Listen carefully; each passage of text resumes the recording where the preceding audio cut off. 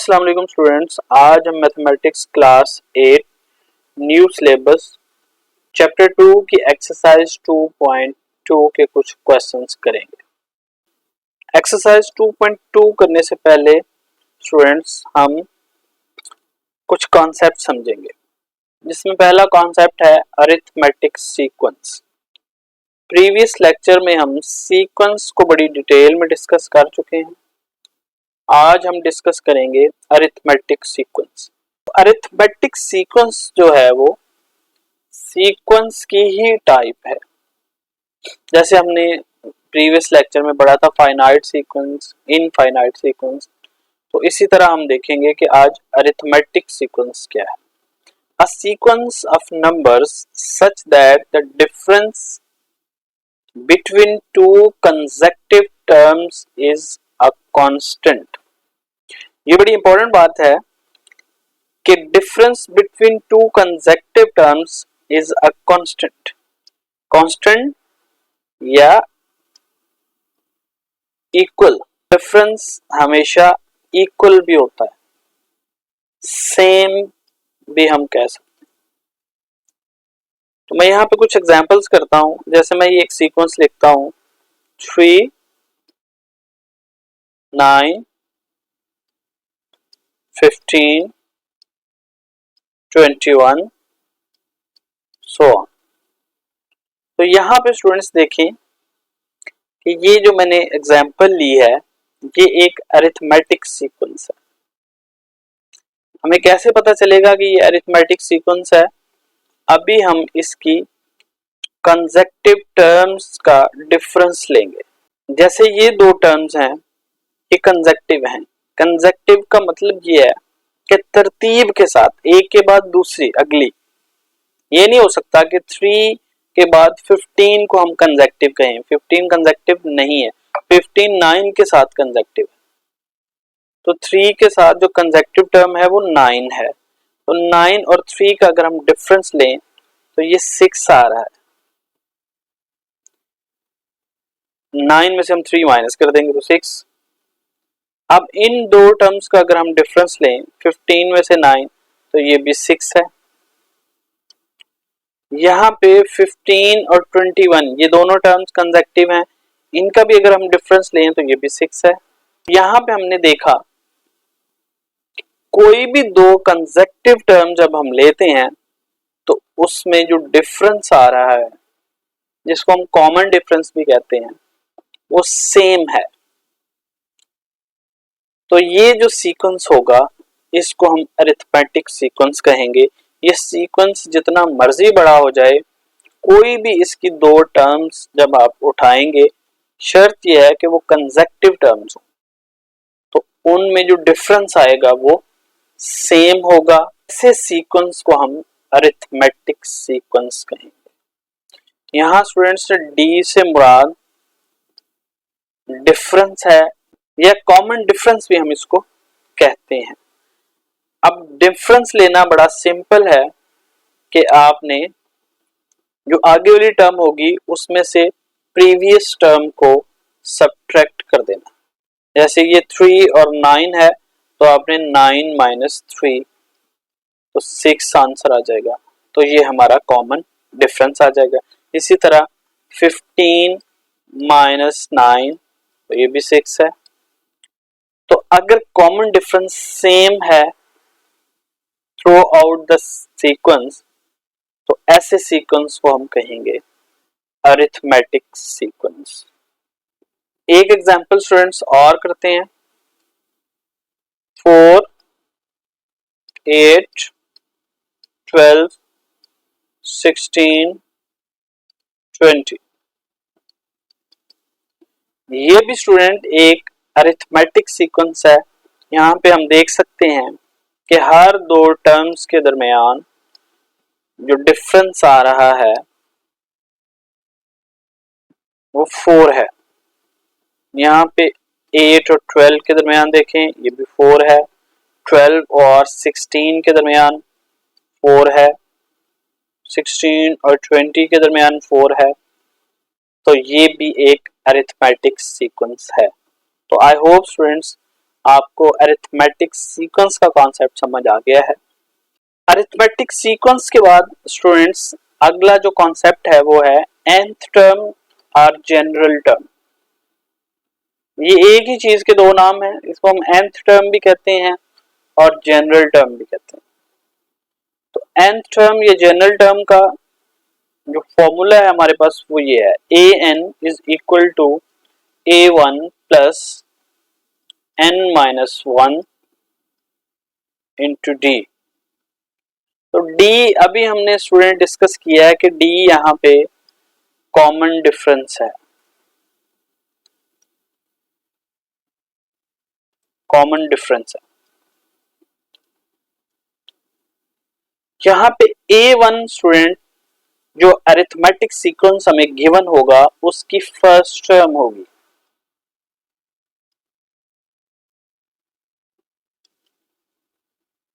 D is a common difference, an इसको हम nth term या जनरल टर्म कहेंगे। यानी कि इस फॉर्मूले की मदद से हम अरिथमेटिक सीक्वेंस की कोई भी टर्म फाइंड कर सकते हैं। यहाँ पे स्टूडेंट्स देखें कि इस जनरल टर्म से हम तमाम टर्म्स फाइंड कर सकते हैं। फॉर एग्जांपल जब हम n1 पुट करेंगे तो हमारे पास आएगी a1 यानी कि फर्स्ट टर्म, तो ये आ जाएगा a1 प्लस यहाँ पे देखें n की जगह 1 माइनस 1 d। तो यहाँ पे हमारे पास आंसर आ जाएगा कि a1 is equal to a1 प्लस 0 d, यानी कि a1 हमारे पास इक्वल आ जाएगी a1 के।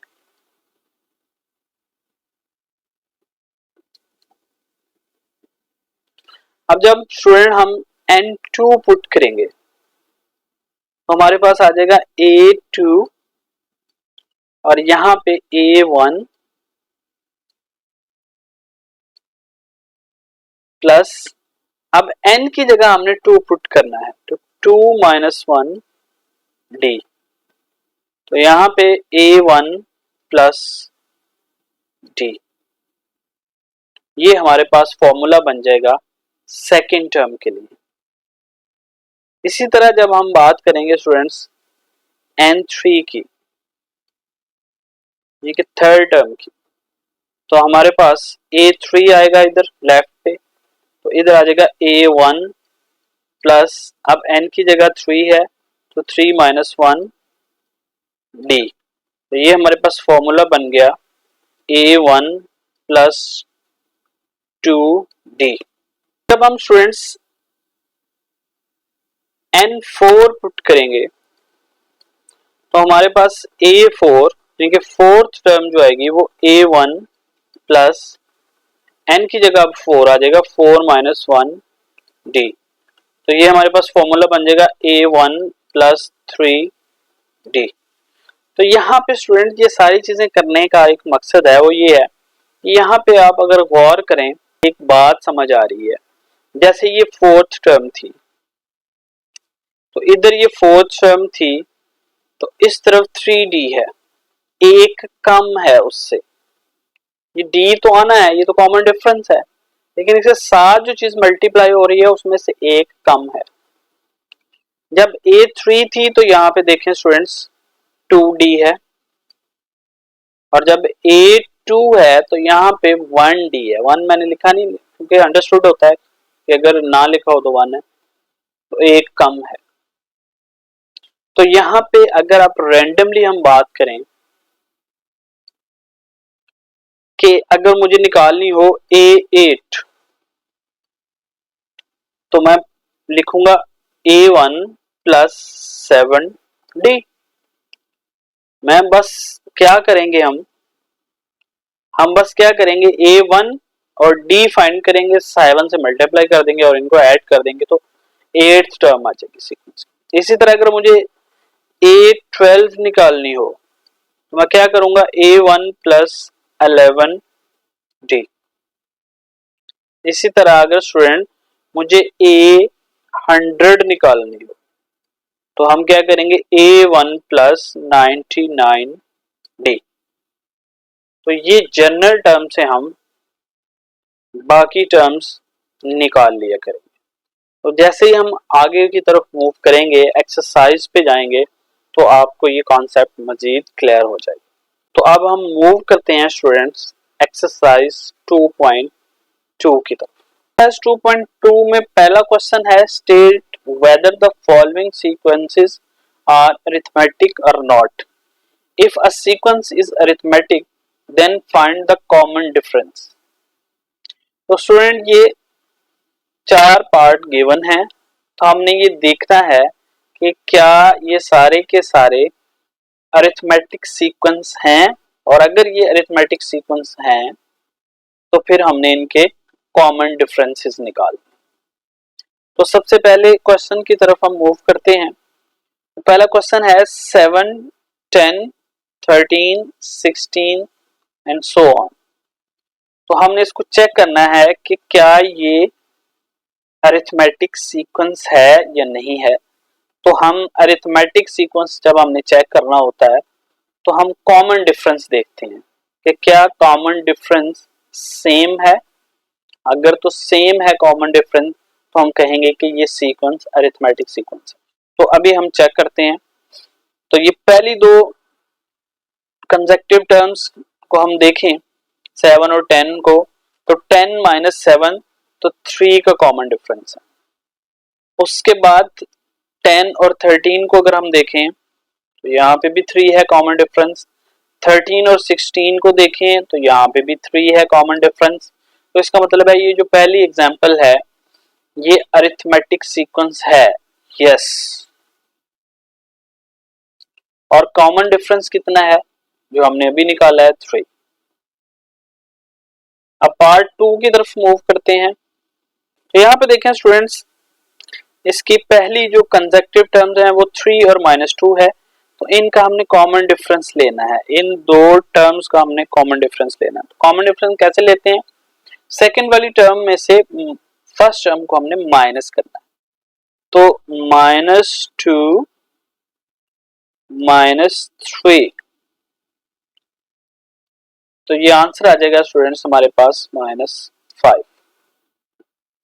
तो पहली दो कंसेक्टिव टर्म के दरमियान जो कॉमन डिफरेंस आ रहा है वो -5 है।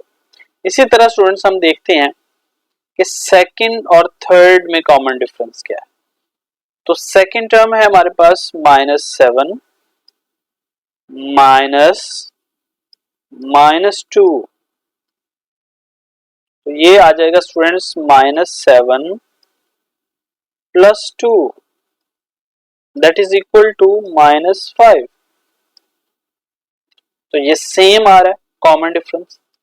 इसी तरह लास्ट वाली जो टर्म्स हैं दो कंसेक्टिव टर्म्स, इनके दरमियान भी अगर हम सब्ट्रैक्शन करें तो ये -5 ही कॉमन डिफरेंस आएगा। तो ये क्वेश्चन नंबर 2 जो है स्टूडेंट्स, ये भी अरिथमेटिक सीक्वेंस है, यस। और डी क्या आ रहा है -5। यही दो चीजें हमने बतानी थी। अब हम क्वेश्चन 3 करते हैं स्टूडेंट्स। क्वेश्चन नंबर 3 में देखें 1, 4, 9, 15। तो पहली दो टर्म्स के दरमियान जो कॉमन डिफरेंस है 4 -1 दैट इज 3। अगली दो कंसेक्टिव टर्म्स के दरमियान जो कॉमन डिफरेंस है वो 9 - 4 दैट इज 5। और नेक्स्ट टू 15 और 9, तो 15 - 9 दैट इज 6। यहाँ पे स्टूडेंट्स देखें कॉमन डिफरेंस सेम नहीं आ रहा, तो इसका मतलब है कि ये अरिथमेटिक सीक्वेंस नहीं है, तो no.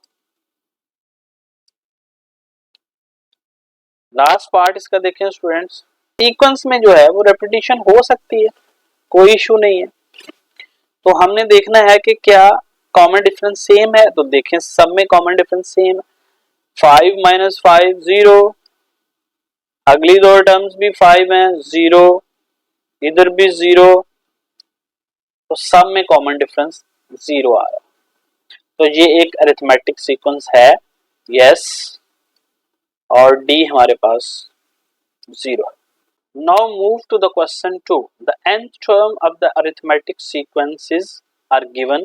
Find the arithmetic sequence in each. यहाँ पे स्टूडेंट्स हर सीक्वेंस की nth टर्म गिवन है। अगर हमारे पास nth टर्म गिवन हो तो हम इजीली सीक्वेंस फाइंड कर सकते हैं। हमने करना क्या है स्टूडेंट्स, n की जगह हमने डिफरेंट नंबर्स को रिप्लेस करते जाना है और हमें सीक्वेंस की डिफरेंट टर्म्स मिलती जाएंगी। तो सबसे पहले हमें स्टूडेंट्स पहली टर्म चाहिए, फर्स्ट टर्म चाहिए, तो हम पुट कर देंगे n इज इक्वल टू 1। तो स्टूडेंट्स पुट करेंगे n इज इक्वल टू 1, तो a1 is equal to 4, n की जगह 1 माइनस 3, तो 4 minus 3 that is equal to 1। तो स्टूडेंट हमारे पास a1 आ गया 1, ये फर्स्ट टर्म आ गई। स्टूडेंट्स हम n की जगह 2 पुट करेंगे, तो a2 is equal to 4 2 minus 3, तो ये आ जाएगा 4 2s are 8 minus 3 that is equal to 5। तो a2 हमारे पास स्टूडेंट्स 5 आ गई। अब हम n की जगह 3 पुट करेंगे, तो a3 is equal to 4 into 3 minus 3 equal to 12 minus 3 which is 9। तो हमारे पास स्टूडेंट जो सीक्वेंस बनेगा वो बनेगा 1 5 9 सो ऑन। आप चाहें तो स्टूडेंट्स इससे ज्यादा टर्म्स भी फाइंड कर सकते हैं, लेकिन कम से कम 3 टर्म्स लाजमी फाइंड करनी है, उसके बाद इसको कंटिन्यू कर दें। इसी तरह अगर आपने फोर्थ टर्म फाइंड करनी है तो यहाँ पे आप n की जगह 4 पुट करेंगे, फिर फिफ्थ फाइंड करनी है तो n की जगह 5 पुट कर दें। Now move to the part 2। यहाँ पे इसकी nth टर्म दी हुई है students an is equal to 2n minus 5। तो फर्स्ट टर्म के लिए हम n पुट करेंगे 1, तो a1 is equal to 2 1 minus 5, 2 minus 5 is equal to minus 3। तो हमारे पास फर्स्ट टर्म जो आई वो माइनस 3 आ गई। अब हम n पुट करेंगे 2, a2 is equal to 2 multiply by 2 minus 5, 4 minus 5 that is equal to minus 1। तो a2 स्टूडेंट आ गई minus 1। Now n is equal to 3, a3 आ जाएगी हमारे पास 2 multiply by 3 minus 5, 2 3s are 6 minus 5 that is equal to 1। तो ये हमारे पास स्टूडेंट्स 3 टर्म्स आ गई हैं। a1 हमारे पास माइनस 3 आ गई है, a2 माइनस 1 है और a3 1 है। हमारे पास सीक्वेंस बनेगा minus 3 minus 1 1 so on. Part 3 में स्टूडेंट दिया हुआ है an is equal to n plus 2, put n is equal to 1, तो a1 हमारे पास आ जाएगा 1 plus 2 that is equal to 3,